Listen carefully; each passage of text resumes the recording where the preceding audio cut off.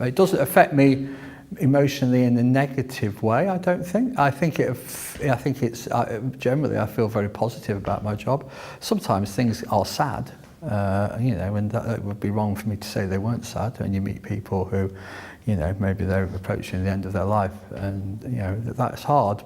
But my look at it like I'm glad that I'm around, because because you can always do something to maybe make their life a little bit better. I don't feel sad. I feel sad for them, but I feel as if I can always do something. I don't feel powerless, if you know what I mean. I think that's the worst thing. It makes you feel terrible if you can't do anything to help people. And generally I can do something to help people, even if it's something the tiniest thing. I think you can do something. You can always do something to help people, always. I think people are incredibly vital. I think people, when their backs to the wall, are incredibly resourceful. And I think people overuse the word brave. I don't think people have a choice to be brave. People just naturally are. I don't think in the press and things you find out about battles against cancer, I don't think people feel like that at all. I think they're people as if they're just getting on with it.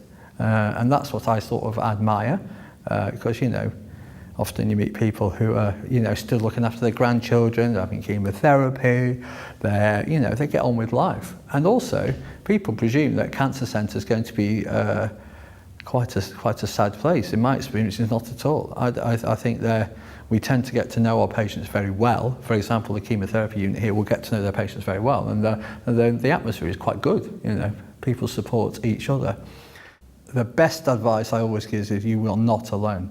You are not alone. Not only are you not alone with having a cancer diagnosis, because you're not, because there's lots of people who have cancer diagnoses, including as the average age of the population goes up, then you have more people being diagnosed with cancer proportionally. So you're not alone. But also, people think they're going to be terribly isolated, and I don't think that's true at all. I think often there's a lot of help. In fact, maybe sometimes there's too much help. I'd say the best advice is you will not be alone.